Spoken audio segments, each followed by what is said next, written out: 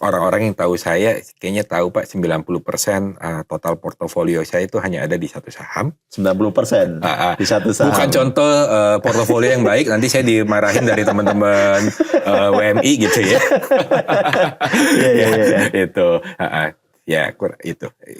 Tadi udah spill dikit. Saya cek kan harga sahamnya gitu. Jadi beliau kan masuk di tahun 2021 ya. 2020, akhir 2021 lah gitu.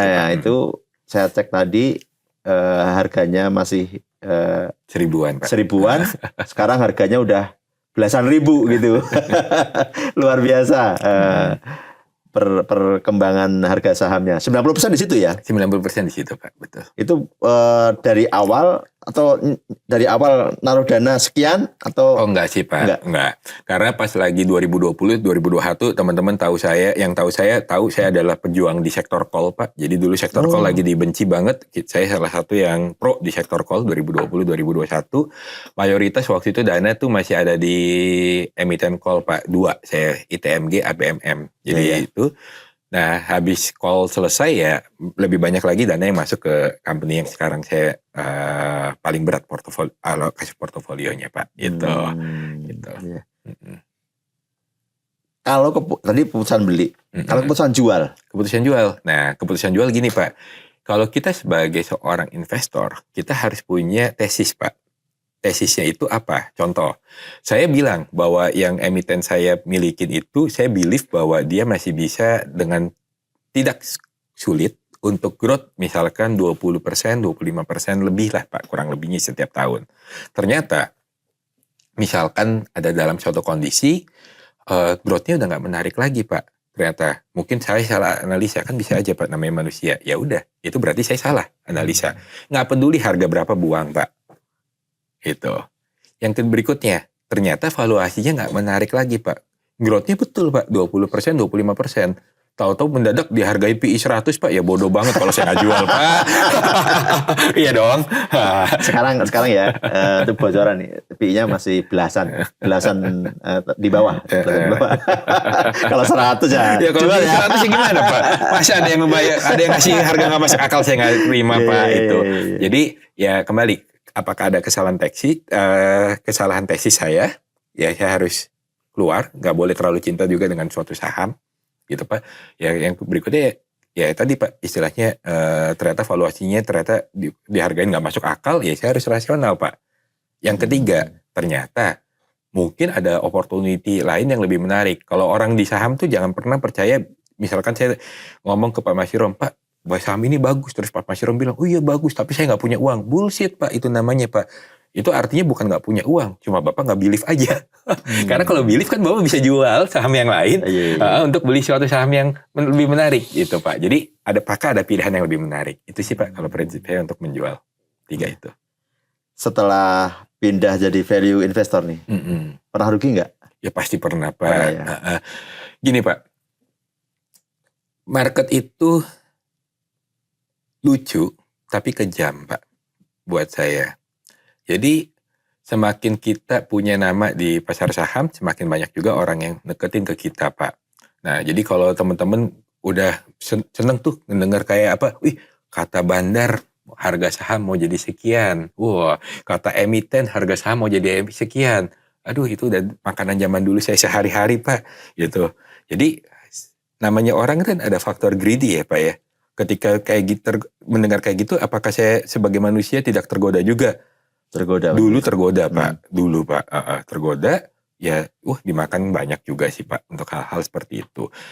Jadi ya itu ada pernah, dan kesalahan investasi juga saya juga pernah lakukan juga, kesalahan tesis tentu juga pernah Pak itu. Jadi tentu nggak bisa memungkiri kalau Warren Buffett aja bisa salah, apalagi saya Pak.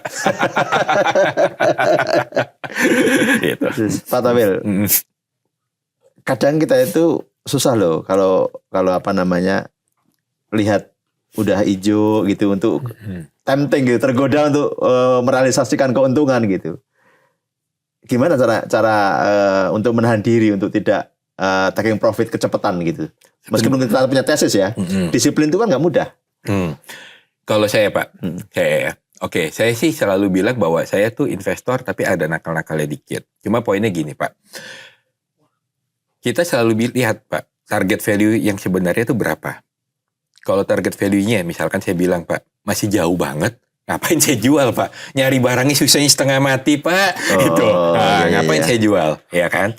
Tapi satu sisi, ya sebenarnya nunggu itu kan nggak enak ya Pak ya. Nunggu itu tuh nggak enak, nggak ada kerjaan segala macam. Ya ada lah transaksi-transaksi yang nakal-nakal segala macam. Ya itu trading ada. tetap. Trading Nggak ada. kecil ya. Ya, tapi itu cuman untuk ya membiayai hidup lah Pak, bukan menjadi kaya. Kalau untuk saya ya Pak ya, itu cuma untuk kita menang yuk makan gitu. Kita menang untuk bayar Itu tagihan trading. ini, ya, itu Berarti trading. masih ya. Masih ada lah Pak. Itu nggak bisa dipungkirin. Saya nggak munafik, saya ada lakukan untuk trading seperti itu. Saya hidup di market Pak. Itu ya seperti itu Pak. Cuman ya kita lihat kalau upside-nya masih jauh, kenapa harus terburu-buru Pak? Itu. Kan kita pegang satu emiten ya, atau satu sektor. Kemudian sama ya contohnya Pak Towil, di tahun 2021 ya, itu kan saham-saham bank digital waktu itu. Terus ada setelah tahun selanjutnya saham-saham batubara terbang gitu kan. Sementara pegangan Pak Towil kan bukan saham-saham bank digital dan batubara waktu itu batubara banyak Pak. Batubara heavy saya 2020-2021 heavy. Dulu mungkin emiten yang ini masih sekitar 30-40%, batubara mungkin 60 waktu itu Pak. Itu habis itu dorong. Terus tahun lalu saham-saham konglo gitu, wah bisa naik sekian puluh kali. Sementara emiten Pak Towil ya paling cuma berapa naiknya gitu. Cuma berapa puluh persen gitu. Itu gimana perasaannya? Perasaan biasa aja sih Pak sebenarnya. Karena gini Pak, kalau kita selalu bandingkan kinerja kita dengan orang lain Pak, ya itu cuma akan stres sih Pak sebenarnya. Jadi saya tuh selalu gini Pak, saya tuh punya table Pak dulu. Saya punya table namanya compounding Pak istilahnya. Aset saya tahun ini berapa gitu ya Pak ya.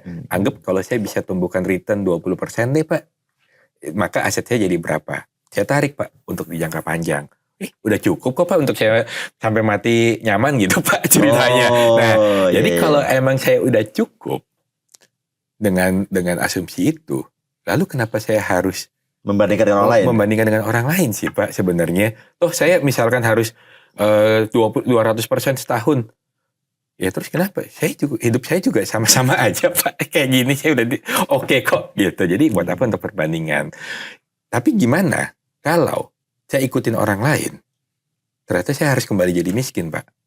Orang kan selalu bayangin untuk jadi kayanya dengan cepat Pak. Tapi orang lupa loh, dia juga bisa miskin dengan cepat kalau salah Pak.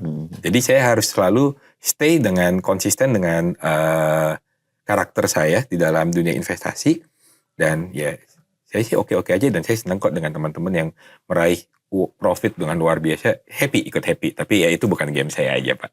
Itu sih.